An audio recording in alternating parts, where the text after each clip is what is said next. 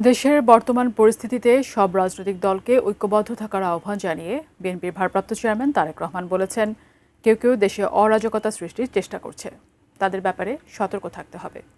ওসমান হাদী গণতন্ত্র ও ভোটের রাজনীতিতে বিশ্বাস করতেন মন্তব্য করে তিনি বলেন, গণতন্ত্রে বিশ্বাস করে সেসব রাজনৈতিক দল তাদের মধ্যে ঐক্য প্রয়োজন।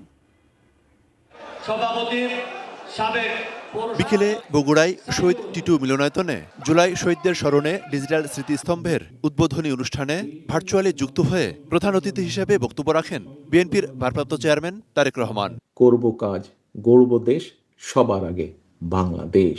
তিনি বলেন, বিএনপি ক্ষমতায় এলে ইন্টারনেট সেবা আরও সহজ করা হবে। গত স্বৈরাচারের আমলে জনগণের অর্থ তছরূপ করার মাধ্যমে তারা কতগুলো ডিজিটাল পার্ক তৈরি করেছে দেশের বিভিন্ন জায়গায়, কিন্তু ডিজিটাল পার্কগুলোর কিন্তু কোনো কাজ হয় না। এখানে ম্যাক্সিমামই বন্ধ হয়ে পড়ে আছে, কিছু কিছু জায়গায় কমিউনিটি সেন্টার করেছে। আমরা এগুলোকে রিফাবলিশ করব। শহীদ শরীফ ওসমান হাদীর স্মৃতিচারণ করে তারেক রহমান বলেন, ১৯৭১ সালের মুক্তিযোদ্ধা এবং জুলাই যোদ্ধাদের সম্মান জানাতে হলে দেশে শান্তি প্রতিষ্ঠা করতে হবে। বিশ্বমানের থার্মিক্স রড, সালাম স্টিল থার্মিক্স, দেশের একমাত্র থার্মিক্স রড।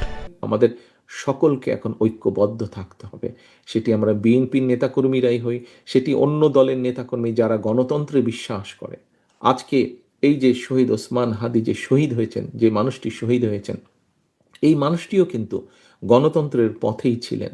এই মানুষটিও কিন্তু আগামী নির্বাচনের একজন প্রার্থী ছিলেন। অর্থাৎ এটির মাধ্যমে প্রমাণিত হয় যে শহীদ ওসমান হাদী নিজেও গণতন্ত্রে বা ভোটের রাজনীতিতে বিশ্বাস করতেন।